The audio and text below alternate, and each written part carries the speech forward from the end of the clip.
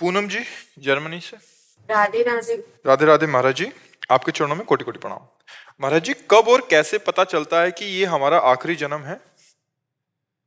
पेट भर जाता है तो किसी से किसका प्रश्न है? पेट भर जाता है तो किसी दूसरे से प्रमाणित नहीं करना पड़ता कि आप बताना जरा, हम छक जाएं तो नहीं। ऐसे ही जो भजन में डूबे रहते हैं, कोई वासना इच्छा नहीं रह जाती, किसी भी तरह के नवीन विषय भोगने की इच्छा नहीं, पूर्ण मन परमात्मा में एकाग्र हो गया, अब कोई चाह नहीं, तो जन्म मरण अपने आप मिट जाएगा। जन्म मरण दो कारण से होता है, एक चाह और दूसरी आसक्ति। किसी वस्तु व्यक्ति स्थान में आसक्ति और भोगों की चाह, यही हमारे जन्म मरण का हेतु है। जहां अचाह हुआ, निर्द्वंद हुआ, भगवत चिंतन में तन्मय हुआ, खत्म हो गया संसार का खेल। पर ये कहना बहुत सरल है, करना बहुत कठिन है। निरंतर नाम जप करे और सब में भगवत भावना करे तो आसक्ति खत्म हो जाएगी, और भगवान जैसे हमें रखें वैसे हम संतुष्ट रहें तो हमारी चाहत मिट जाएगी। चाह मिट जाए और आसक्ति मिट जाए, बस खत्म हो गया। जन्म मरण इसी से खत्म हो। जब हृदय में कोई चाह न रह जाए, कोई भोग भोगने की इच्छा जागृत न हो, कोई मान प्रतिष्ठा पद आदि की चाह न हो, तो वही भगवान की प्राप्ति के योग्य हृदय हो जाता है। पर इसके लिए बहुत साधन करना पड़ता है, कोई ऐसा थोड़ी कि ऐसे हो जाएगा। हाँ, ब्रह्मचर्य से रहना, नाम जप करना, पवित्र आहार, पवित्र शास्त्रों का स्वाध्याय, सबके प्रति परोपकार की भावना, तब कहीं जाकर वृत्तियां आती हैं। इसीलिए लोग सत्य मार्ग से लुढ़क करके फिर पाखंड और दंभ में चले जाते हैं, क्योंकि ये चढ़ाई है, इसमें सब इंद्रियों को रोकना है। तो इंद्रियों को रोकना तो बहुत कठिन होता है। जो कामना हुई उसको दबा दो, सोई वीर हो जाओगे, महान वीर हो जाओगे। पर वो हमको दबा देती कामनाएं। ऐसा लगता है तभी शांति मिलेगी जब जो हमारे मन में इच्छा आई उसकी पूर्ति हो जाए। और भगवान कहते हैं त्यागात शांति निरंतरम, इच्छाओं के त्याग से शांति मिलेगी। और हम समझते हैं कि हमारी इच्छाओं की पूर्ति हो जाए तो शांति मिलेगी। इसीलिए इच्छाएं ही हमें जन्म मरण देने वाली हैं। भोगाशक्ति, शरीराशक्ति, लोकाशक्ति, धनाशक्ति, ये सब आसक्तियां भरी हुई हैं। भगवान स्वयं कहते हैं कि इन सब की आसक्तियों को बटोर कर मेरे चरणों में लगा दो, मुझे प्राप्त हो गए। जननी जनक बंधु सुत धारा, तनु धन धाम सुहृद परिवारा, सबकी ममता ताग बटोरी, मम पद मन ही बांध बटोरी। समदर्शी इच्छा कछु नाही, हर्ष शोक भय नहीं मन माही, अस सज्जन मम उर्बस कैसे, लोभी हृदय बसो धन जैसे। हो गया भगवत प्राप्त। भगवान उसके हृदय में प्रकाशित हो जाते हैं, जो सब आसक्ति और ममता को भगवान के चरणों में। पर है बच्चा बहुत कठिन। कह देना, प्रवचन कर लेना सरल है और प्रवचन सुन लेना सरल है, लेकिन प्रवचन पे चल देना यही कठिन है। जो चला सो पहुंचा, जो चला नहीं तो केवल आप हमारी बात सुनकर दूसरों को सुना दोगे तो ये लगेगा कि आप बहुत धार्मिक हैं, आप बहुत ज्ञानी हैं, लेकिन आपको कुछ स्थिति नहीं होगी। तो प्रायः पढ़ कर के सुना देना या सुनकर सुना देना, इन दोनों बातों से स्थिति नहीं मिलती। पढ़ करके जो सुना है उस पर चल दो। श्रोता सोई परम सुजान, सुनत चित रति करे। सुनते ही उस बात पे चल दिए और खूब भजन, अच्छे आचरण, भगवान से प्रार्थना, तो भगवान हमें स्थिति दे देंगे। अचाह स्थिति, अब कोई चाह नहीं। जाहि न चाही कबहु कछु, तुम सन सहज सनेह, बसो निरंतर तासुर सो राउर निजगे।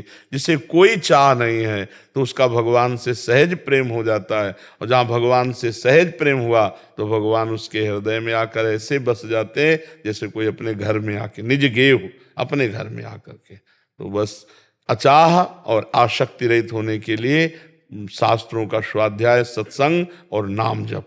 नाम जप नहीं करेगा तो फिर कुछ काम नहीं आएगा। नाम जप बहुत जरूरी, खूब नाम जप करो। वो स्थिति होती है अचाह अनासक्त, तो अपने आप अनुभव में आ जाता है मेरा आखिरी जन्म है। ऐसा थोड़ी होता है कि अनुभव नहीं होता, अपने को अनुभव हो जाता है हमारा काम हो गया, हमारी जीवन मुक्त स्थिति आ गई, वो अपने आप अनुभव में आ जाता है जी। और जैसे किसी की परीक्षा भी ली गई ना, कि ये जीवन मुक्त है कि नहीं, तो बस चाह वाली बात और आसक्ति वाली बात देखी गई। एक बार श्री भगवान परमहंस सुखदेव जी महाराज जब ब्रह्म तत्व का अनुभव हुआ, जो जन्म मरण का नाश करने वाला है, तो अपने पिता श्री कृष्ण द्वैपायन के पास गए और कहा, प्रभु जो मुझे स्थिति प्राप्त है, क्या यही स्थिति जीवन मुक्ति स्थिति है? तो उन्होंने कहा, ये बात जनक जी के पास जाओ, वो तुम्हें बताएंगे। तो श्री सुखदेव जी गए, कई बार एकांतिक में सुनाया है। तो द्वारपाल ने जाकर के बताया कि महाराज परमहंस शिरोमणि सुखदेव जी आए हैं। त्रिकालज्ञ जनक जी, तीनों काल का ज्ञान रखने वाले थे, भूत भविष्य वर्तमान। तो समझ गए कि भगवान व्यास देव जी ने जीवन मुक्त स्थिति के लिए भेजा है कि जीवन मुक्त स्थिति प्रमाणित कर दो। तो जनक जी ने कहा, 7 दिन तक कोई उत्तर मत देना। तो अब जैसे कोई खड़ा है, अगर 7 मिनट भी खड़ा है तो बार बार कहता ना कि यार नहीं मिलना तो आप हमसे बता तो दो, तो थोड़ा चिड़चिड़ाहट आ जाएगी कि नहीं आ जाएगी। लेकिन 7 दिन तक इंतजार करना और कोई उत्तर न मिलना, पर वैसे ही खड़े रहे, शांत शांत एकदम। जनक जी रोज पूछते, आज क्या है? बोले महाराज जैसे पहले दिन आए थे वैसी ही आज स्थिति है। 7 दिन तक कोई नहीं, आदमी नाराज ना हो जाए कि यार ना कोई उत्तर दे रहे हो ना कुछ हमें खड़े किए हो, आदमी ऐसे बड़बड़ाने लगे, कुछ नहीं, शांत। 7 दिन 7 रात।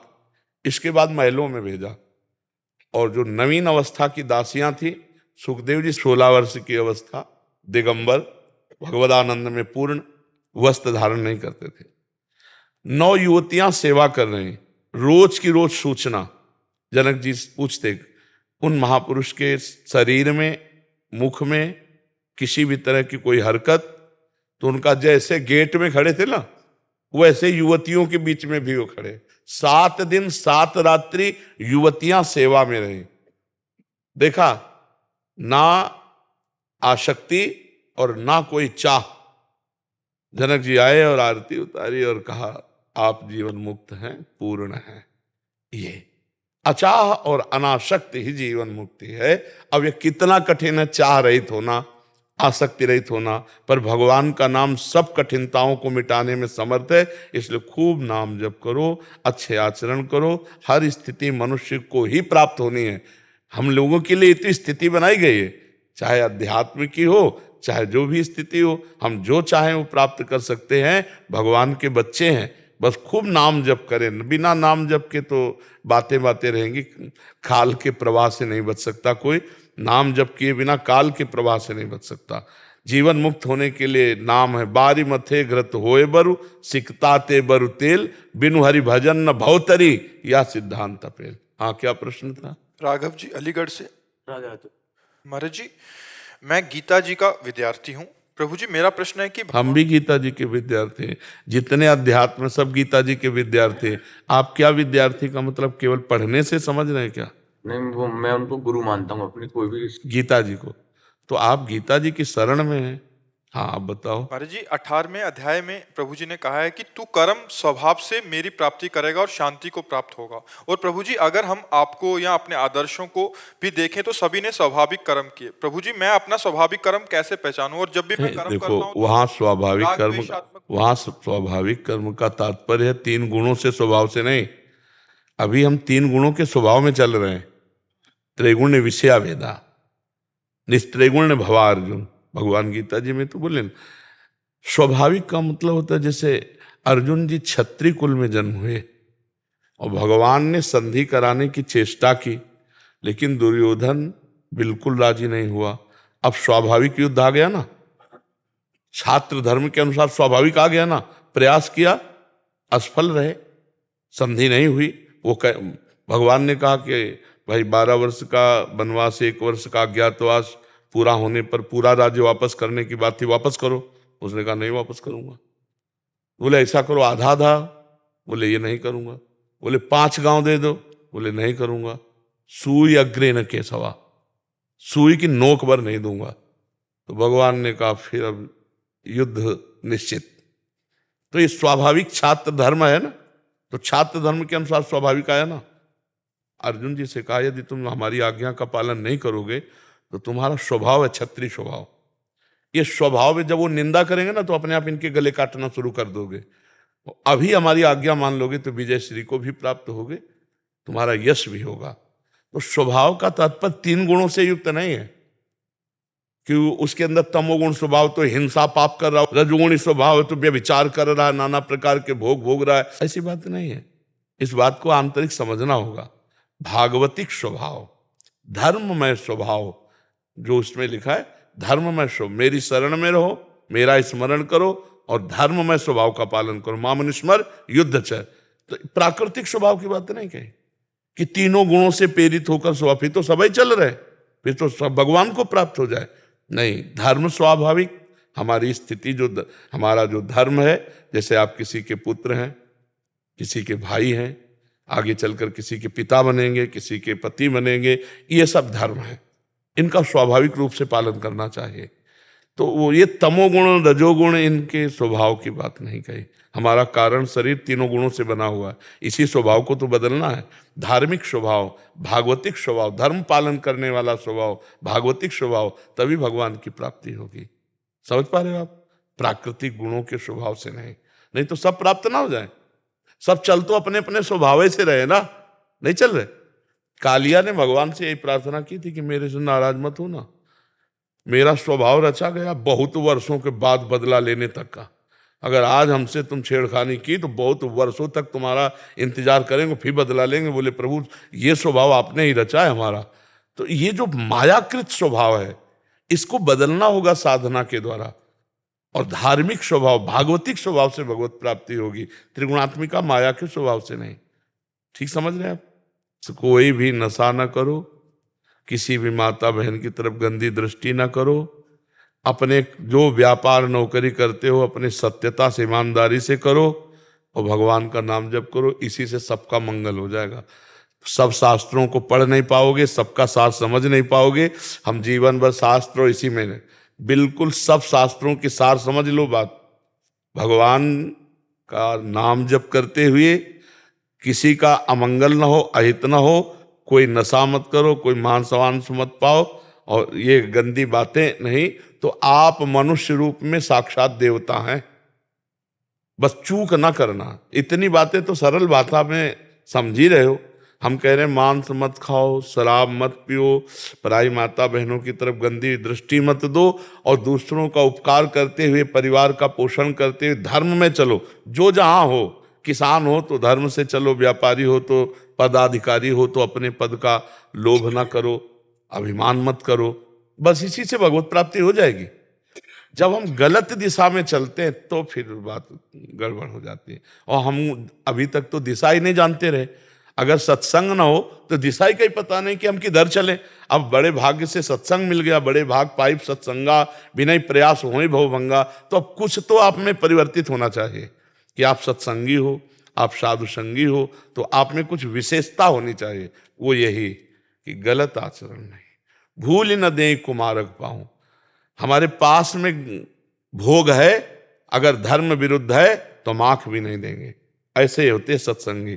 तो यार भगवान की कृपा से मिले हो तो कम से कम इतना धारण कर लेना, कोई नशा मत करना, गंदे आचरण मत करना और जितना बन सके उतना भगवान का नाम जप करना। सब प्रश्नों का इसी में समाधान हो जाएगा। अच्छे आचरण करने वाले को आशीर्वाद मांगने की जरूरत नहीं होती और बुरे आचरण करने वाला चाहे जहां चला जाए, चाहे जो आशीर्वाद दे दे। भगवान परशुराम जी ने जब आचरण बिगड़ गए ना तो 1000 भुजा वाले शास्त्राबाहु अर्जुन को काट के फेंक दिया। बुरे आचरण करने वाले को कोई बचा नहीं सकता और अच्छे आचरण करने वाले को कोई रौंद नहीं सकता। हम ये कह सकते हैं झुक सकता है थोड़ी देर के लिए, लेकिन जब सत्य खड़ा होगा तो वो रौंद देगा उसको, असत आचरण वाले को। जैसे पांडवों को झुकाने की कोशिश की और दुर्योधन बहुत चमका, लेकिन रौंद नहीं पाया पांडवों को। झुका थोड़ा दिया कि बन बन भटकना पड़ा, 1 वर्ष अज्ञातवास रहना पड़ा, लेकिन वहां छत्र के नीचे बैठे महाराज युधिष्ठिर ही सत्य ही। इसलिए धर्म से चलोगे तो किसी के आशीर्वाद की जरूरत नहीं। और अधर्माचरण करो तो जो भारत में बहुत बड़ा तांत्रिक हो, जंतु बंधा लो, अगर सुखी हो जाओ तो मैं बता देना, कलावा बंधा लो, आप जो चाहो करवा लो। अगर पवित्र हो जाओ तो बता देना। दूसरों को दुख दे, दूसरों की हिंसा करे, दूसरों के साथ छल कपट करे, भगवान कहते हैं मोह कपट छल छिद्र नवा, वो कभी सुखी नहीं रह सकता। किसी से मत कहो आशीर्वाद दो, ऐसे कर्म करो कि आशीर्वाद तुम्हारे सामने बिखरा पड़ा रहे। तुम भगवान के जन हो, नाम जप करो, परोपकार करो, कोई गंदा खान पान मत करो। अभी देखो आनंद आने लगेगा। जा पर कृपा राम की हुई, ता पर कृपा करे सब कोई, सब आशीर्वाद आपके पास आ जाएंगे। खूब नाम जप करो, अच्छे बनो। लखन जी, राधा वल्लभ सिंह।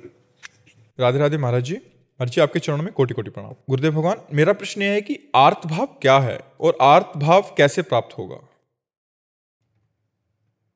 जब द्रौपदी जी को कोई सहयोगी नहीं मिला, न पति न भीष्म, और अपने भी बल का जब भरोसा नहीं रहा, तब वो आर्त भाव आया और उस आर्त भाव से पुकारा तो एक क्षण भी नहीं लगा, ये बाजू से वस्त्र नहीं हटा, भगवान यही वस्त्रावतार ले लिए। जब गजेंद्र का परिवार छोड़कर चला गया और बहुत वर्ष तक युद्ध करने पर वो थकित हो गया, अपना भी बल नहीं रहा, तब उसे आर्त भाव प्राप्त हुआ और वो हरि को पुकारा, सुनेरी मैंने निर्बल के बलराम। अपबल तपबल और बाहुबल, चौथो बल है दाम, शूर किशोर कृपाते सब बल, हारे को हरि नाम। जिसके अंदर ये बात आ गई कि मैं किसी योग्य नहीं, किसी काम का नहीं, अब तो केवल भगवान का ही भरोसा है, उसे आर्त भाव कहते हैं। वो आता है तृणादपि सुनी चैन से, अपने को तृण से भी नीचा समझे तो आर्त भाव आ जाएगा। दैन्य जो भगवान को बहुत प्रिय है, इसी में भगवान का प्रादुर्भाव होता है। दैन्य और आर्त ही भगवान के दरबार में प्रवेश पाता है।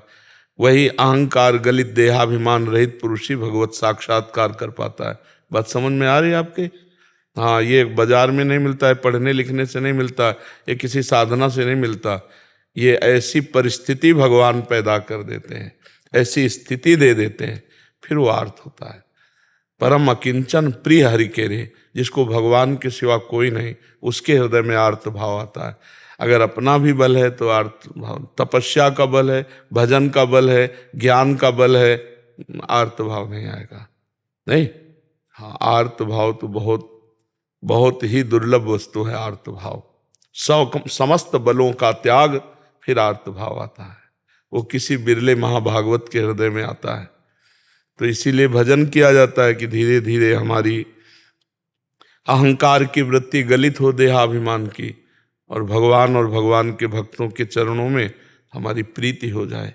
बस इसी से आर्त भाव आएगा और तो अहंकार पुष्ट होता है। मैं 10 वर्ष से मौन हूँ, मैं 20 वर्ष से फलाहार करता हूँ, मैं अमुक तपस्या हूँ, ये सब भगवान को, ये सब आर्त भाव, दैन्य भाव। यही दीन प्यारे वेद पुकारे, द्रवो सुश्री भगवाना। आर्त भाव बहुत सुंदर बात है। आर्त भाव, अपना भी बल न रह जाए, एकमात्र भगवान का बल, एक भरोसो, एक बल, एक आश विश्वास, यह है आर्त भाव। मात्र भगवान, केवल भगवान। समझ पा रहे बच्चे? जी। करण जी लुधियाना से। श्री हरिवंश महाराज जी। महाराज जी, हमें ये जीवन किसके लिए जीना चाहिए? प्रभु के लिए, प्रभु के लिए, सिर्फ प्रभु के लिए। अब जब प्रभु के लिए जियोगे तो प्रभु ने तुम्हें कर्तव्य कर्म दिया है। तुम किसी के भाई हो, किसी के पति बन सकते हो या बन गए हो, तुम किसी के पिता भी बनोगे, तुम्हारा किसी के प्रति पुत्र भाव भी है। अब इन सब धर्मों का पालन करो, प्रभु के बने हो तो। इन सब में प्रभु को देखकर अपने कर्तव्य का पालन करना, ये प्रभु के लिए जीना है। समझ रहे हैं ना? हम प्रभु के लिए गृहस्थ धर्म में हैं, हम प्रभु के लिए गृहस्थी का पालन करते हैं, हम प्रभु के परिवार का पोषण करने के लिए किसानी करते हैं, नौकरी करते हैं, व्यापार करते हैं, ये सब प्रभु के लिए हो जाएगा। और जो प्रभु के लिए कर्म करता है, प्रभु के भाव में रहता है, उसको प्रभु की प्राप्ति होती है। हमारे जीवन का लक्ष्य है, मानव जीवन का लक्ष्य है भगवत प्राप्ति, विषय भोग नहीं। जनेन्द्रिय रसेंद्रिय के भोग तो पशु पक्षी भी भोगते हैं। मनुष्य को चाहिए धर्मयुक्त भोगों को भोगते हुए भगवान को रिझा ले। ये जीवन भगवान के लिए है। जब भगवान के लिए जीवन हो जाता है तब राष्ट्र सेवा, समाज सेवा बहुत अच्छी तरह से होती है, क्योंकि हम भगवत भाव से करते हैं। सब में मेरे प्रभु विराजमान है, सब में मेरे कृष्ण विराजमान है। मत्ता परतरम नान्यत किंचिदस्ति धनंजय, मेरे सिवा और कुछ नहीं है। तो ये हम मान करके सबकी सेवा करते हैं, माँ पिता भाई परिवार समाज राष्ट्र। वही सच्चा जीवन है जो प्रभु में है, जो प्रभु के लिए है।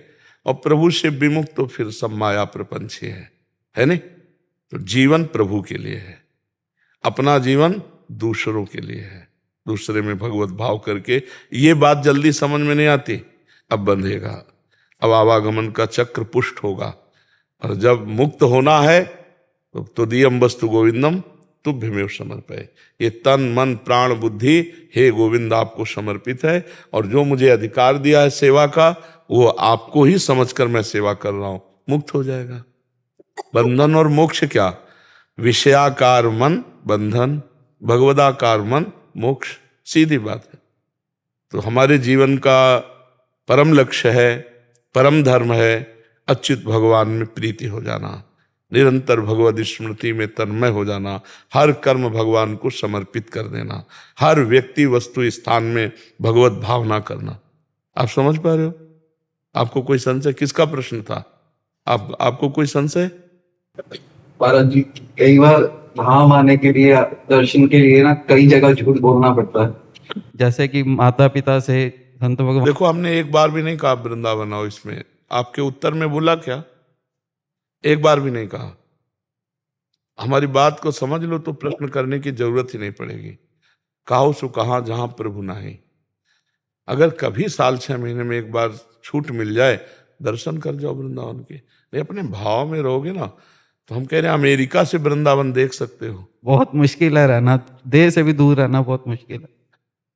हम कहते हैं अगर ऐसी स्थिति है तो वृंदावन झलकने लगेगा प्यारे। अगर ऐसी स्थिति की राह नहीं जाता ना, तो उद्धव जी ने यही समझा था कि गोपियां जो है भगवान से दूर हैं, भगवान के तत्व को नहीं जानती। जब नजदीक आए तो देखा विरह की ऐसी अवस्था जिसमें मिलन और वियोग दोनों एक साथ देख रहे। तब समझा हमारा ज्ञान इनकी स्थिति में प्रवेश नहीं कर पाएगा। तब चरण धूल की वंदना की, वंदे नंद ब्रज स्त्री राम पाद रेणु में भीक्ष्ण सा।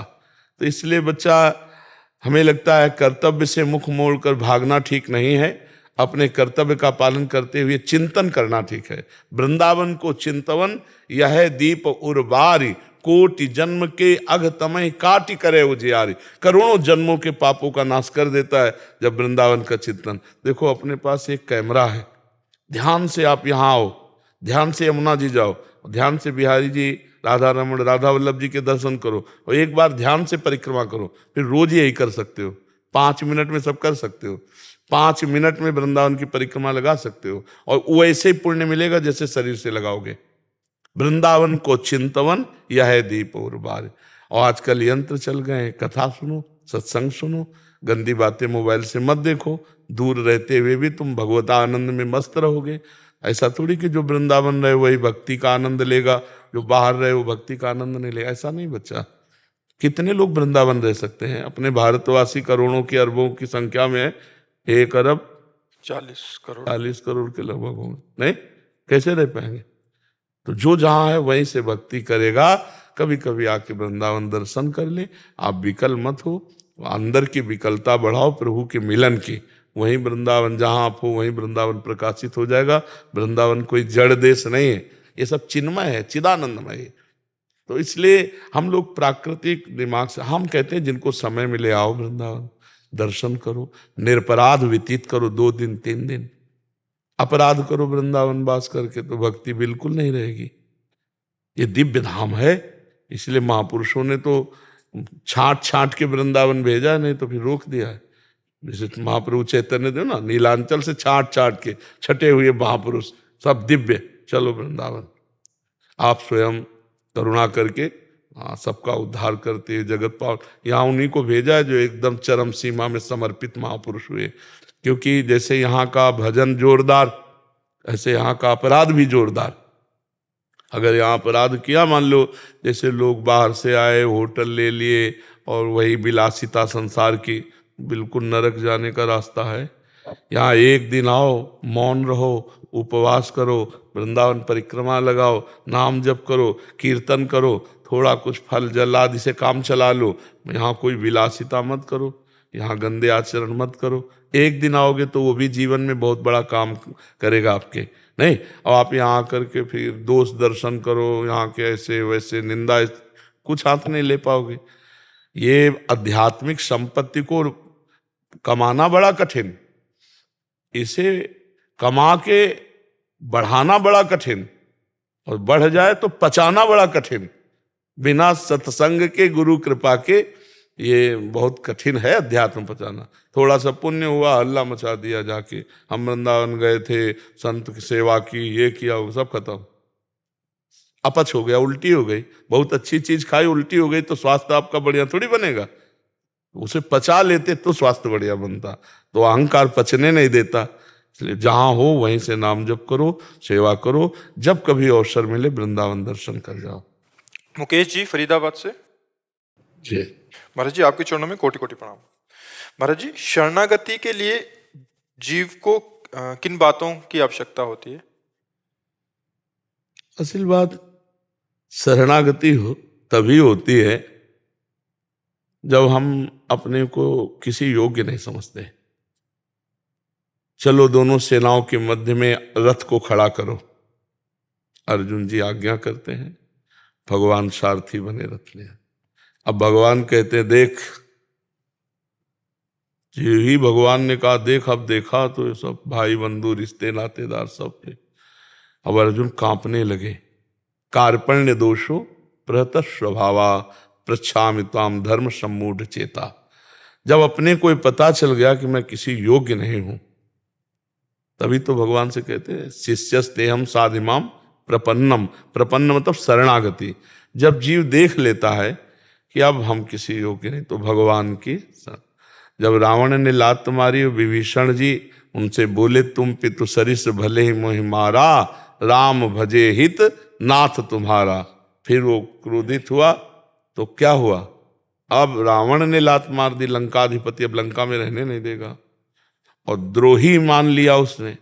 तब अब कोई सहयोगी नहीं, कोई सहारा नहीं, तो भगवान की शरणागति हो गई कि नहीं विभीषण जी की। सुग्रीव जी को बाली ने बहुत मारा, अब वो कोई सहयोगी सुग्रीव जी का नहीं था। जब हनुमान जी राम जी से मिला तो पक्की शरणागति हो गई उनके हृदय में।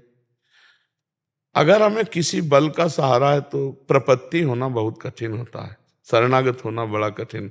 वैसे भी देखो, कोई आदमी सरेंडर कब होता है? सरकार के सामने, जब ना एक गोली रह जाती है और जब अब पता है कि अब मारे गए, ऐसे हो जाता है ना। तो ऐसे शरणागति असलियत में भगवान करवाते हैं। जब किसी काम का नहीं रहता, भी तो ऐसे वाचिक शरणागति है, बहुत क्रियात्मक भी कोई बहुत विवेकी कर सकता है, नहीं तो अपने मनोरंजन की भगवत विमुख चेष्टाएं भी करता रहता है। स्वयं से शरणागति होना बहुत बड़ी बात। जीव ही स्वयं से शरणागति होगी तो निश्चिंत हो जाएगा, जीव निशोक हो जाएगा। वो स्थिति कैसे आई? तो भगवान से रो, प्रार्थना करो कि नाथ मुझे अपनी शरण में ले लो, और नाम जप करो। नाम जप से हृदय द्रवित होता चला जाएगा, हमारा हृदय निर्मल होगा, पाप और पाप की प्रवृत्तियों का नाश होगा, भगवान की शरणागति पक्की हो जाएगी। नाम जप करो और कभी कभी रो रो के पुकारो। हमको तो एक ही रास्ता समझ में आया है, सब नियम संयम भगवान ने तो बताए ही है। भगवान से एकांत में प्रार्थना करना, प्रार्थना से भगवान का अवतार हो गया।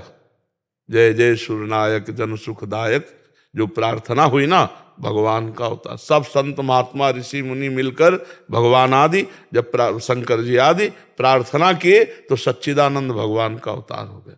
देवता आदि जब प्रार्थना, तो हम प्रार्थना करें एकांत में भगवान से कि हे प्रभु, जो सद्गुण आपको प्रिय हैं वो हमारे में दे दीजिए। जो आचरण हमारे आपको अप्रिय लगते हैं, नाथ मुझे सामर्थ्य दो कि मैं उनका त्याग कर लूं। श्री कृष्ण अनुकूलेन प्रतिकूलस्य विसर्जनम। श्री कृष्ण के अनुकूल आचरण हो, प्रतिकूलता का त्याग हो, पूर्ण रूप से त्याग हो। ये भरोसा दृढ़ हो कि भगवान मेरे, मैं भगवान के। नाम जब बिना भगवान को भोग लगाए कोई पदार्थ मत पाओ, चाहे पानी ही क्यों ना हो, और किसी की निंदा मत करो, किसी से द्वेष मत करो, अभी शरणागति आने लगेगी। इसको सुनना, इसको कई बार सुनना, तब समझ में आएगा। दादा नाम जब करता हूँ निरंतर, और भगवान निरंतर ऐसे मत बोलो, हमारे सामने वही बात बोलो जो निरंतर शब्द प्रयास करता हूं, हाँ ऐसे बोलो। कार्य समझते हुए सारे कार्य करता हूँ, लेकिन फिर भी चारों तरफ से माया जो है वो गिराती रहती है, कुछ ना कुछ। हमें लगता है, देखो हमें लगता है, बहुत धैर्य से समझो, आज तक हमने माया नहीं देखी, अपनी वासनाएं देखी है, उसी को तो माया कह लो। अपनी पकड़ देखी, माया का जो हम दोष देते हैं, अच्छा क्या माया है, हमें बताओ क्या है। अब हम तुम्हें माया बता रहे हैं, सुनो पहले माया बता रहे हैं, ये माया है, ये माया है, ये माया है, ये माया है। क्या ये तुम्हारे विरोध में है? माया का पक्ष अगर देखो तो तुम्हें आनंद प्रदान करने वाली माया है नहीं? ये भोजन, भगवान को भोग लगा के प्रसाद पाते हैं। संतानोत्पत्ति के लिए गृहस्थ में अगर आप काम भोग करते हो ना, तो वो धर्ममय भगवान का ही स्वरूप है। क्या माया है? जब हम अपनी वासना से प्रेरित होकर गलत ढंग शास्त्र प्रमाण से बिलक चलते हैं, तब वही फिर हमारे लिए माया हो गई। जैसे आप समझो, ये हमारा पुलिस डिपार्टमेंट है, अगर हम अनुकूल चलते हैं कानून के तो ये हमारा सहयोग करते हैं, पक्का सहयोग करते हैं। अगर आपको भय है कि वहां तक जाने में हमें भय, तो वो आपको छोड़ने आएंगे, ऐसी व्यवस्था। और अगर आप कानून के खिलाफ हो तो वही डंडा चलाएंगे कि नहीं? अगर आप भगवान के अनुकूल हो तो सब आपके अनुकूल हो जाएंगे। जा पर कृपा राम की हुई, ता पर कृपा करे सब कोई। चारों तरफ से माया क्या घसीटे, हमें ये बताओ, कौन सी माया है जो हमको परेशान करती है? हमारी वासना, सिर्फ हमारी वासना। इच्छा रहित पुरुष माया मुक्त, और इच्छा ही माया है, कामना ही माया है, वासना ही माया है। अब जब कामना की पूर्ति नहीं होती तो क्रोध आ जाता है, कामना की पूर्ति होती तो लोभ आ जाता है, और दोनों बुद्धि को भ्रष्ट कर देते हैं। माया कहाँ है? माँ माने नहीं, या माने जो जो है ही नहीं, उसी का नाम माया है। भगवान है, माया नहीं है। इसलिए नाम जप करो। जो समस्याएं आ रही, जो विपत्तियां आ रही हैं, जो संकट आ रहे हैं, वो हमारे अपवित्र किए हुए जो अंतःकरण, उसको पवित्र कर रहे हैं। जो हमने पूर्व में अपवित्र अंतःकरण के आचरण किए ना, उसको पवित्र किया जा रहा है। माया नहीं है, भक्त के सामने माया नहीं। नहीं, हमें आप एक उदाहरण दो कि ये माया है, बताओ। वही काम, क्रोध, लोभ, ये सब आते रहते, नाम जब चलता रहता फिर भी ये परेशान। हाँ हाँ, आप चिंता मत करो, या आपको परेशान नहीं करते। पहली बात है, आप में आते ही नहीं है। विश्वास मानो जो हम कह रहे हैं, ये अंतःकरण में आते हैं। जो अंतःकरण में मन, बुद्धि, चित्त, अहंकार है ना, इसका आक्रमण वहां होता है, आप में नहीं। पहली बात तो समझ लो, आप निर्विकार भगवान के अंश हैं। भगवान कहते हैं ना ममैवांशो, तो भगवान का अंश कैसा है? गोस्वामी तुलसीदास जी कहते हैं, ईश्वर अंश जीव अविनाशी, चेतन अमल सहज सुख राशि। अमल माने निर्विकार, अपना स्वरूप निर्विकार है। हमने क्या किया कि अंतःकरण में इतना ममत्व कर लिया कि उसमें जो बात होती है वो मैं अपने में मान लेता हूं, इसीलिए मैं हार जाता हूं। अगर साक्षी भाव से देखो तो अंतःकरण इसलिए जल रहा है कि उसने पाप किए हैं, अब वो पवित्र हो रहा है। जैसे सोना तपाने से पवित्र, तो आप उसे सह जाओ, विचलित मत हो। आप में जलन नहीं है, जलन मन में हो रही है। अंतःकरण, आप उसके दृष्टा हैं, देखने वाले हैं। नाम जब करते हुए सह जाओ तो सहत सहत बाढ़ भगति गृह तन गुरुहित गात, वो महान भक्तिवान बन जाएगा। और भगवान ने भी कहा, जो इन व्यथा इंद्री मन से प्रकट होती है ना, बड़ी जलन, उसको सह जाता है, वो अमर पद को प्राप्त होता है। यम ही न व्यथ्यन्ते ते पुरुषम पुरुषर्षभ सम दुखा सुखाधीरम सोमृतत्वाय कल्पते, वो अमृत पद का अधिकारी हो जाता है। तो भाई इसमें सहना पड़ेगा। थोड़ा मार्ग है जो जलन युक्त है, इसके बाद शीतलता ही है, और संसार का मार्ग है सदैव जलन बढ़ती ही चली जाएगी, इसमें कहीं शीतलता नहीं है। काम क्रोध आदि मन पर आक्रमण करते हैं। और जैसे आपके घर में कोई आवे तो आप उसका आदर मत करो, वो अपने आप आना बंद कर देगा। आदर है काम के अनुसार क्रीड़ा करना, काम के अनुसार चिंतन, चेष्टा, संकल्प, विकल्प, ये उसका आदर हो गया काम का। काम का अनादर कर दो, न कोई चेष्टा, न कोई चिंतन, राधा राधा राधा राधा। अब वो जलाएगा कि मेरी बात सुनो, ये दृश्य देखो, उसमें बड़ा सुख है, बस इस बात को तुम काट दो, पूरी जिंदगी हो जाती है इन्हीं भोगों को भोगते हुए। यदि सुख होता तो सब तृप्त हो जाते, बार बार वही तृष्णा, वही वासना, नहीं तेरी बात नहीं मानेंगे। ऐसे मन से लड़ा भी जाता है, कभी कभी मन को फुसला दिया जाता है। जैसे अनुकूल भोग मांग रहा है, हाँ ठीक है भाई बनवाओ, अगर समोसा चटनी बन जाए तो ठाकुर जी को पवाओ और पवा दो मन को। गलत बात में इससे लड़ा जाता है और इसके सही से आज वृंदावन चलो, हाँ चलो, आज सत्संग सुनते हैं, हाँ सुनो, अच्छी बात में इसको सपोर्ट करो और गलत बात में इसके धिक्कार दो, इससे लड़ो, थोड़े दिन में धीरे धीरे आपके अनुकूल होता जाएगा। जैसे देखो, जो मन आपको कष्ट देता है, भजन में नहीं लगता, आज अगर हम तुम्हें अपनी कसम खवाएं कि अभी से लेके शाम तक एक बार भी राधा नहीं निकलना चाहिए, तो क्या आप रह सकते हो ऐसे? तो इसका मतलब मन ने भजन पकड़ा ना, आप समझो, मन ने भजन पकड़ा ना, कुछ तो पकड़ा ना। पूरा जिस दिन पकड़ लेगा उस दिन इसी जगह आप आकर के कहोगे कि बहुत आनंद है, अब हमें कुछ नहीं चाहिए, हमें बहुत सुख मिल रहा है। बस आप समझ लो हमारी बात को, मन ने पकड़ लिया है, पूरा पकड़ाना है, पूरा राधा नाम मन में भर देना है। इसलिए जहां वो गंदी बातें निकले वो आती नहीं है, उस समय आप उसको सपोर्ट मत देना, वो खत्म, वो डिलीट हो रहे। जो आप नाम जप कर रहे हो, हरि नाम, जो भी नाम जप करे, तो नाम जप क्या करता है, मन को निर्मल करता है। तो मन में छुपी हुई जो वासनाएं ना, जब ऐसे देखो नहीं आएंगी, और जहां एकाग्र होकर नाम जब शुरू किया तो निकलना शुरू हो जाएंगे, वो डिलीट हो रहे, वो नष्ट हो रहे। अनंत जन्मों की चिप है मन, अगर इसी जन्म में डिलीट हो जाए तो बहुत बड़ी बात है। अनंत जन्मों की उसमें चिप है, और एक डिलीटर है वो जो जल्दी सबकी समझ में नहीं आता है। मैं शरीर नहीं हूं, मैं स्थूल सूक्ष्म कारण नहीं हूं, जड़ से उड़ा दे, सारी वासनाओं को उड़ा दे। ब्रह्मविद ब्रह्म ही भवति, जानत तुम्हें तुम्हें हो जाए, तस्वीर तज्जने भेदा भावात, भगवान और भक्त में अभेद स्थिति। अब ये ज्ञान थोड़ा कठिन ज्ञान है, इसीलिए चलो क्रम से डिलीट होता जाएगा, नहीं एक साथ डिलीट हो जाए, एक साथ डिलीट हो जाए। यदि ब्रह्मचारी हो, विवेकी हो, वैराग्यवान हो और स्वरूप बोध की तरफ थोड़ी प्रियता हो, जहां गुरुजनों से स्वरूप बोध की हो तो वृत्ति ही नहीं उदय होती, वृत्ति का लय हो जाता है। अरे परमार्थ ऐसी थोड़ा महासुख का है, पर खजाने को राजा लोग जहां रखते थे वहां भूल भुलैया का मार्ग भी बना देते थे कि जल्दी कोई बाहरी इस रास्ते में आके भी खजाने तक न पहुंचने पावे, वो निजी जन जानते थे। ऐसे ही भगवान के संत जन निजी जन है, और भगवान का जो परमानंद रूपी खजाना, उसका मार्ग उनको पता है। नहीं तो उसी मार्ग में इतनी भूल भुलैया है कि चलोगे परमानंद की तरफ और फंस जाओगे कंचन कामिनी कीर्ति में, ऐसी घाटियां हैं। तो भगवान का आश्रय लो, सत्संग सुनते रहो, नाम जप करो, और जो अंदर में जलन होती है उसे सहते रहो। ठीक है, राधे राधे महाराज जी। महाराज जी, आप कह रहे हैं बच्चे की, ये कह रहे हैं कि इनको ना हर समय चैतन्य महाप्रभु का ही स्मरण आता रहता है, नाम जप तो कम होता है, बट आंसू नहीं निकलते, रोंगटे खड़े नहीं होते, बट हर समय उन्हीं की चिंतन होता है। मैं कहीं भी जाऊं आंखें बंद हो जाती हैं और सब मुझे पागल कहते हैं। नहीं पागल नहीं, बहुत कृपा है। उनसे कौन सा संबंध स्थापित करूं चैतन्य महाप्रभु से? मेरे देखो वो सबके गुरु हैं,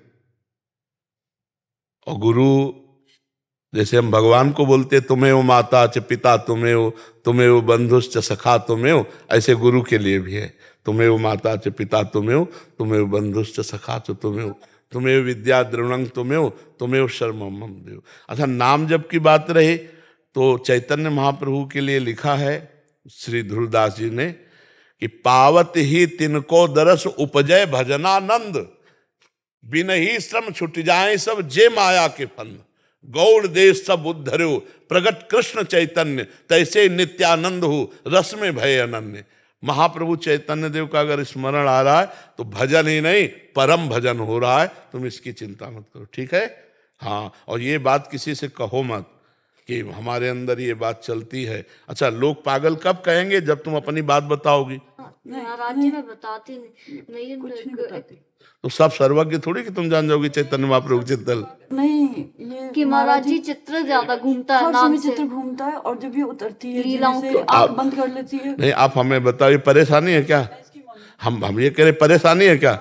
अरे बड़े बड़े सिद्ध इसकी चाह करते हैं, उसका पूर्व जन्म का कोई भजन है जो महाप्रभु चैतन्य देव उसकी स्मृति में आ रहे, कोई परेशानी का विषय थोड़ी है। ऐसे ऐसे हिलाया के करती है निताई गौर नहीं कर। बहुत बहुत कृपा है, हम तो चरण स्पर्श करने की बात करते हैं। आप बिल्कुल निश्चिंत रहिए, अभी अभी हस्बैंड एक्सपायर्ड हुए। आप चिंता मत करो, तो आप चिंता मत कर। देखो एक बार महाप्रभु चैतन्य देव जी, हम आपको बताएला, वो समुद्र में यमुना जी की बावला में कूद गए, सुनो, तो जाल में मछुआरे ने पकड़ लिया। अब जो भी मछुआरे ने पकड़ा, कृष्ण कृष्ण कृष्ण छूते ही महाप्रभु को, अब दूसरे वो भी कृष्ण कृष्ण नाचने लगा। तो जो और मछुआरे थे उन्होंने कहा तो पागल हो गया, इसको तो कोई भूत चढ़ गया। महाप्रभु को ऐसे, तो जो परिकर के भागते हुए आए, महाप्रभु कहाँ गए, वहां कहाँ गए, तो उनको देख के पहचान गए कि इन्होंने महाप्रभु को छुआ है, क्योंकि हा कृष्ण हरे कृष्ण हा कृष्ण। तुम देखा महाप्रभु जाल में बंधे हुए भाव में से, तो देखो उनको ध्यान से देखो या चाहे छू जाओ, भजन की प्रवृत्ति अपने आप। ये तो न जाने कितने जन्मों के सौभाग्य उदय हुए हैं जो इस बच्ची के अंदर। महाराज जी चैतन्य महाप्रभु की मानसी सेवा कैसे करते हैं? अभी पहले चैतन्य महाप्रभु को ध्यान करते हुए एक बार उनके चरित्र पढ़ जाओ। वही पढ़ती रहे। चैतन्य चरितामृत है आपको? हाँ, उसको तुम पढ़ो चुपचाप, और वो अपने आप महाप्रभु बता देंगे आगे क्या करना है। और चुप रहो, और किसी को साबित मत होने दो कि आप भक्ति करती हो, शांत रहो। और महाप्रभु जिसको संभालते हैं बच्चा, वो संसार और परमार्थ दोनों का राजा हो जाता है। तुम बड़ी आगे चल के देखना तुम्हारा सौभाग्य कैसा उदय होगा, ठीक है। हाँ, ये हम इस नित्यानंद प्रभु कौन थे? नित्यानंद प्रभु जब जब अवतार होता है तो दोनों का अवतार साथ ही होता है। अगर राम हो तो लक्ष्मण हो, कृष्ण हो तो बलराम हो, और महाप्रभु चैतन्य देव तो नित्यानंद, वही है। दोनों जब प्रकट होते और कोई नहीं होता। शेषावतार भगवान लखन लाल, तो भगवान श्री राम उनके ऊपर सहन करने वाले, तो श्री बलराम जी हुई, तो श्री कृष्णचंद्र हुई, तो श्री कृष्णचंद्र चैतन्य महाप्रभु और बलराम जी नित्यानंद महाप्रभु। समझ गए? हाँ, भगवत प्रेम का मूर्तिमान अवतार श्री चैतन्य महाप्रभु। खूब नाम जप करो, मैया तो चिंता मत कर। गौर कथा ही सुनना चाहती है, भागवत कथा में मन नहीं, सब कुछ ठीक है, तो गौर कथा चलती है। बच्चों, ये बहुत अच्छी बात है, तुम चिंता मत करो। तो बचपन से सुनी नहीं गौर कथा। हाँ, तो आप हमारी बात मान लो, तुम्हारी बेटी के अहोभाग्य हैं, तुम्हारे अहोभाग्य हैं। वो जननी धन्य होती है जिसका बच्चा भगवान में लग जाए। तो ये ऐसा मत समझना कि पागल हो जाएगी, गृहस्थी लायक नहीं रहेगी, ऐसा कुछ नहीं है। ये आगे चलकर और एक प्रवीण विज्ञान ज्ञान से संपन्न हो जाएगी। आप क्या समझते हो? आप बिल्कुल धैर्यपूर्वक रहिए, कोई गलत ढंग से नहीं, बहुत अच्छे ढंग में चल रही हो, बहुत महाप्रभु की कृपा रहेगी बस। राष्ट्रीय प्रोग्राम में तो उसमें डेट तो हमारे रिश्ते वाले सारे दिव्यांग हैं। महाराज जी से निमंत्रण बोले हुए सारे, महाराज जी सारे हमने जो है 12 साल से संस्था चल रही है और सबको जो है जीवन की मुख्य धारा में जोड़ा है। सब वृंदावन में रिक्शा चला रहे हैं, मतलब किसी पे आश्रित नहीं है, अपने परिवारों को चला रहे हैं सारे। और अब इनका राष्ट्रीय प्रोग्राम है। महाराज जी कब आपके दर्शन के लिए हैं? महाराज जी थोड़े आशीष वचन पूरे राष्ट्र में आपके वचन जाएंगे। 3 दिसंबर विश्व विकलांग दिवस। नहीं, ये बहुत सुंदर है, क्योंकि अगर ये स्वयं अर्थ कमा लेते तो किसी के आश्रित नहीं रहेंगे और अपने परिवार का, और इनको ये क्षोभ नहीं होगा कि हम दिव्यांग हैं, क्योंकि स्वयं कर लेते ना। तो ये बहुत बड़ी आपकी मतलब सहयोग वृत्ति रही जो इन लोगों को ऐसे इस तरह प्रेरित करके, मतलब दर्शन करवाने के लिए 150 रिक्शा है। हाँ। जिन रिक्शाओं को चला रहे हैं और कभी भी छुट्टी नहीं करते हैं और सबकी सहायता भी करते हैं। किसी का बैग रह जाए, कुछ भी रह जाए, सबकी सहायता करते हैं। बिल्कुल ठीक, बहुत अच्छा है, बहुत अच्छा है। आप उत्सव, हाँ, राधे श्याम, राधे श्याम, राधे श्याम। प्रकाश पाटिल जी हमारे प्रोड्यूसर एक फिल्म बना रहे हैं महाराज जी, श्री कृष्ण नमः। अच्छा अच्छा। पहले भी निवेदन कर रहे हाँ, कई लोग आप आए थे। तो महाराज जी आपके आशीर्वाद से ये सब चल रहा है और बहुत अब एविडेंस में केस आने वाला है महाराज जी, हाँ। गवाही में, तो आपकी कृपा पूरी है। हाँ।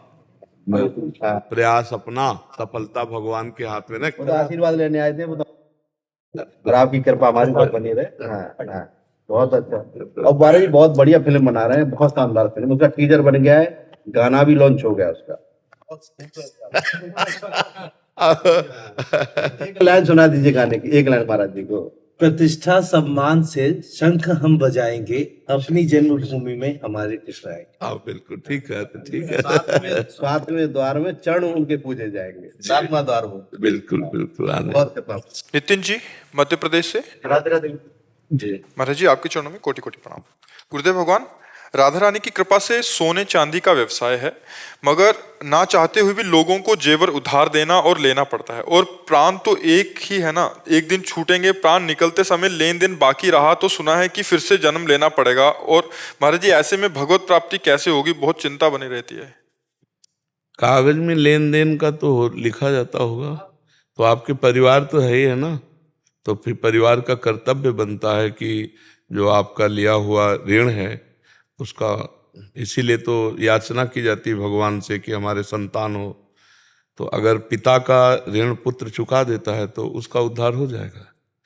और प्रायः ऐसा चलता है संसार में कि आज जरूरत है तो बैंक से ले लिया या किसी से ले लिया, कल कमा कर फिर दिया। वैसे सब लोगों के पास नगद वाला ही तो है नहीं, तो इसलिए संतान इसीलिए होती है कि वो अपने पिता के लिए हुए ऋण को चुकाए, और ये संतान की बहुत बड़ी पूजा हो जाएगी।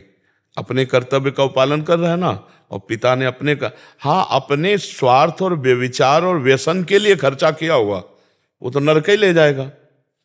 धर्म के लिए जैसे व्यापार में है, आदि में है, आपने किसी को उधार दिया या किसी से उधार लिया, और फिर ऐसा होता है व्यापारियों में, ऐसा चलता है। तो इसमें प्रधान बात तो ये कि जब तक हम हैं तब तक हम निपटाते हैं, नहीं तो हमारी जो संतति है, परिवार है, उसका कर्तव्य बनता है। पुत्र है गुरु जी, बड़ा आज्ञाकारी। हाँ, तो बस फिर निश्चिंत रहो, नाम जप जरूर करते रहो। नाम जप करते हो आप जुड़ गए गुरु जी? हाँ, ये जरूर ध्यान रखना, ज्यादा मुनाफे के चक्कर में कहीं बेईमानी ना हो जाए, क्योंकि सोना एक ऐसा काम है ना कि जितना चाहो आप उससे कम ज्यादा। तो हमें लगता है ईमानदारी वाला धंधा बहुत अच्छा रहता है, उसमें भगवान देखते हैं कि जैसे इस काम के 100 रुपये हमारे होते हैं तो हम 100 रुपये लेंगे और काम करके अच्छा देंगे। मतलब इस सोने का बहुत ऐसा काम है कि इसमें आप बहुत अच्छे से निकाल सकते हो, बहुत उसमें डुप्लीकेट भी की जा सकती बातें। तो ये सब भक्त होकर नहीं करना चाहिए, नहीं तो फिर भगवान की प्राप्ति नहीं। अब करे बेईमानी, सोचे भगवान मिल जाएंगे।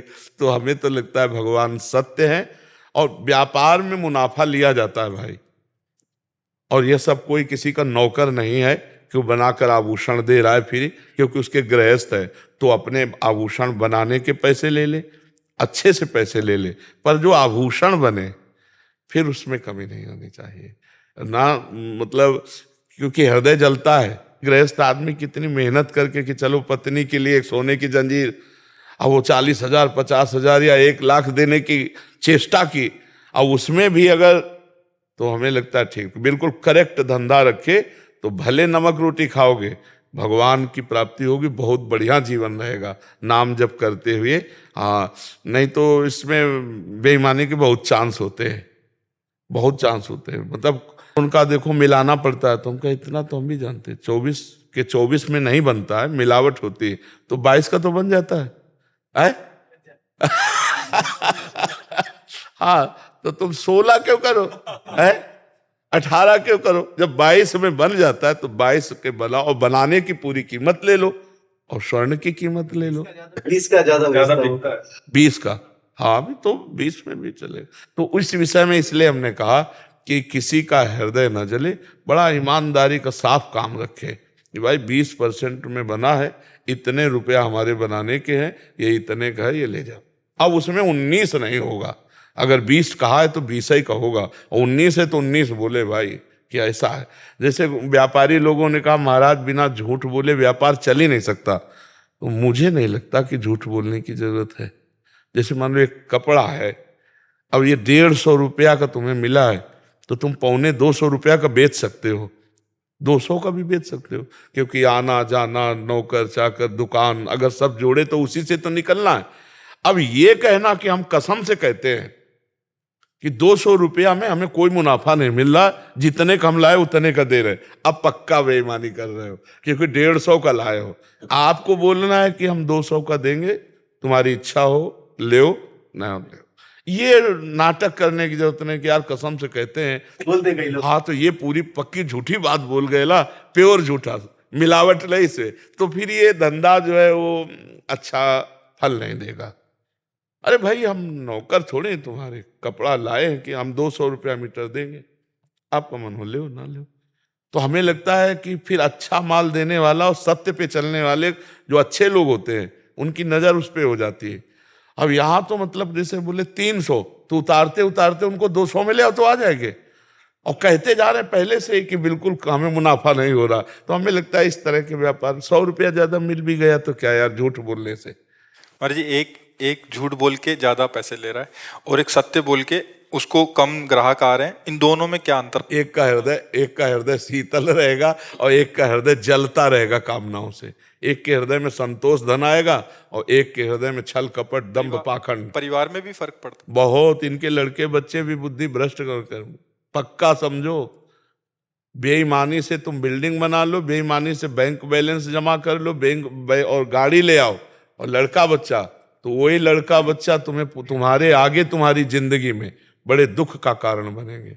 अगर धर्म से चलेंगे तो हमारे बच्चे चाहे लेबरी करके जिए पर सूट तो नहीं करेंगे अपने को, पक्का समझ लो। अधर्म बन जाए तो तुम्हारे हाथ से ही तुमको गोली मरवा देगा, तुम्हारे हाथ से ही तुमको जहर खवा देगा, तुम्हारे हाथ से ही तुमको मरवा देगा, टंगवा देगा। बुद्धि तो केवल खराब होनी है। तो इसलिए धर्म से चलो, नमक रोटी खाओ, भगवान का भजन करो, जिससे हृदय शीतल होता है। ये सब कुछ नहीं हृदय शीतल, सब जलते रहते हैं। ये जो पापाचरण करते हैं ना, ये जलते रहते हैं रात दिन। अब शीतलता जानते ही नहीं है। अपने लोग माया मल का उपभोग करके सुखी होना चाहते हैं। निर्मल सच्चिदानंद भगवदानंद से विमुख अगर इतना भगवदानंद मिल जाए तो ब्रह्मादिक के भोग सब विषम लागत ताई, नारायण ब्रज चंद की लगन लगी ही जाए।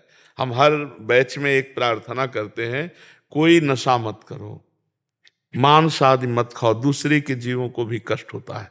वो कोई गाजर मूली नहीं है कि जैसे तुम बकरा और इन सब जीवों को वो जीना चाहते हैं। आप देखो मछली को देखो, पानी से ऐसे कर, वो जीना चाहती है कि मुझे पानी में डाल दो। जीव है ना मछली, पूरा जीव। जैसे भगवान ने मत्स्य अवतार भी लिया है, मछली का अवतार भगवान ने लिया, मत्स्य अवतार।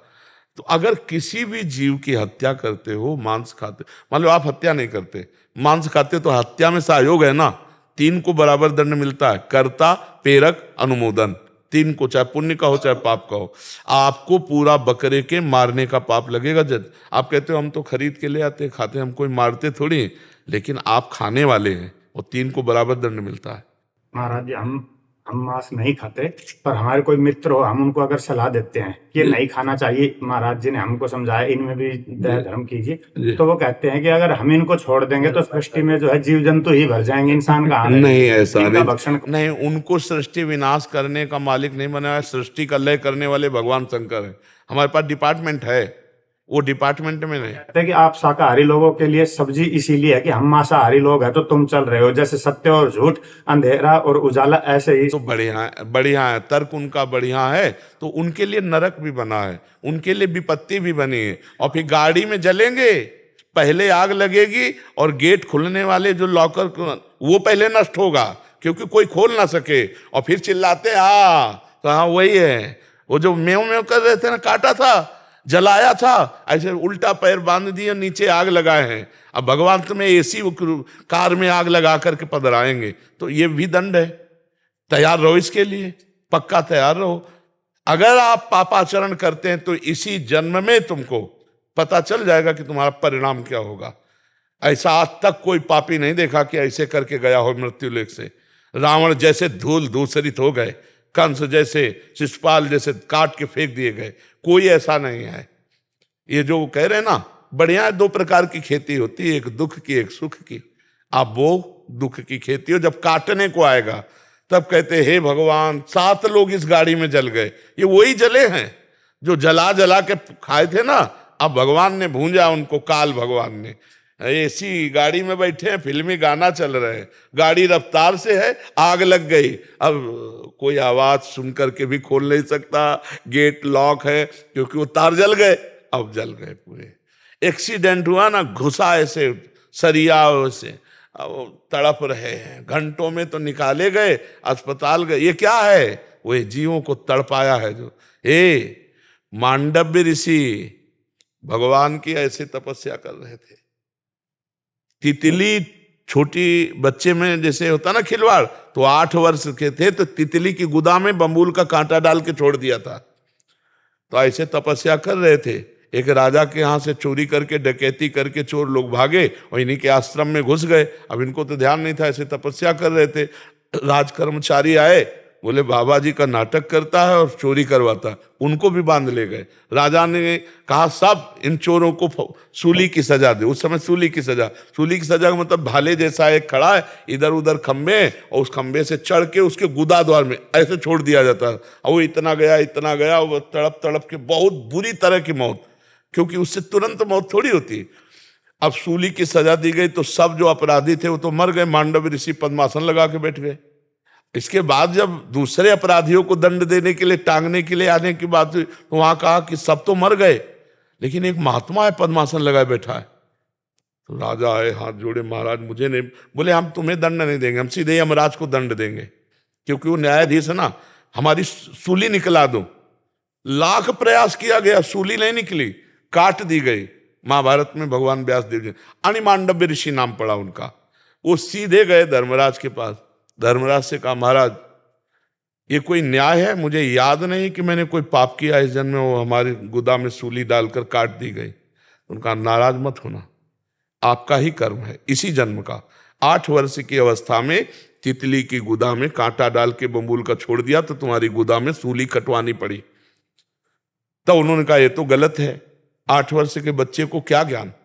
तो मैं नियम रखता हूं कि 14 वर्ष तक के बच्चे का अपराध नहीं माना जाएगा भागवतिक कानून में। और मैं तुम्हें साफ देता हूं कि तुमने गलत न्याय किया, इसलिए मनुष्य योनि 100 वर्ष तक की प्राप्त करो। तो सीधे धर्मराज विदुर जी के रूप में आए थे, वही धर्मराज है। तो सोचो इतने बड़े महात्मा के द्वारा की गई गलती माफ नहीं हुई, है ना। तो ये जो बकरा बकरी मुर्गा मुर्गी, ये तुम सृष्टि के विनाश का हेतु भगवान शंकर को है, पालन का हेतु हरि को है, और रचने का हेतु ब्रह्मा को है। अपने आचरण से चलो यार, नहीं तो नरक बना हुआ है, ऐसी ऐसी समस्याएं बनी हुई हैं कि सब दुख भोगने को मिल जाते हैं, सब दुख भोगने को मिल जाते हैं।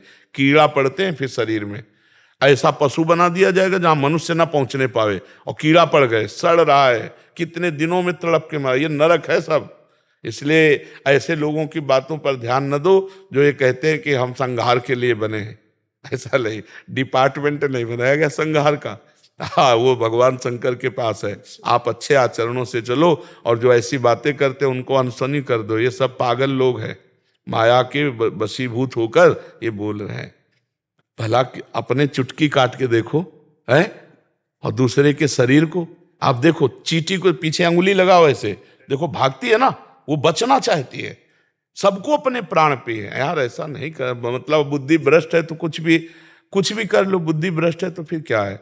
नहीं, पवित्र बुद्धि ऐसा कभी निर्णय नहीं करेगी कि किसी जीव को कष्ट दिया जाए, नहीं ऐसा। और सब जीव ऐसा थोड़ी बढ़ोतरी हो जाती है, अरे भगवान समेटते जाते हैं सबको। जब विनाश की उनकी लीला होती है, देखो कोरोना चला था ना, पूरे विश्व में लाखों मरे, लाखों मरे, 2 लाख यह है विलास का कार्यक्रम। भूकंप आया, प्रदेश का प्रदेश साफ, जल प्रवाह समुद्र से ज्वार भाटा आया, पूरा साफ कर दे। ये भागवतिक है, तुम चिंता मत करो। सफाई विभाग बहुत जोर का है, तुम्हें करना नहीं पड़ेगा तुम्हारी भी सफाई हो जाएगी, चिंता न करो। बहुत बड़ा विनाशकारी भगवान के बहुत लीलाएं हैं। देखो अब जरा सी बात छिड़ गई तो आजकल गोलियों वाला तो है नहीं, मिसाइल वाला है, पूरा नगर का नगर विध्वंस हो जाता है, नहीं हो जाता है? ऐसे ऐसे अस्त्र हैं कि पूरे देश के देश को उड़ा दे। तो भैया विनाश विभाग है, जब विनाश विभाग चलेगा तो अपने आप विनाश करता चला जाए। आप धर्म से चलो, आप जीवों पर दया करो, आप अच्छे पदार्थ पाओ। किसी का मांस, या कैसे गंदे लोग हैं जो दूसरे का मांस खाने में अपने को मतलब सुख समझते हैं। बात सुन के उल्टी हो जाए यार, किसी के अंग खाने, मांस खाना, पर वो बुद्धि भ्रष्ट है तो उनको अच्छा लगता है। तो आप लोग सत्संगी, आप लोग ना पाइए, अच्छे मार्ग में चलिए, किसी माता बहन की तरफ गंदी दृष्टि मत रखिए। जो गृहस्थी में आपको पाणी ग्रहण हुआ है उसी से धर्म से चलोगे ना तो इस जन्म में सुखी रहोगे, आगे भी सुखी रहोगे। राधा राधा राधा राधा राधा राधा राधा राधा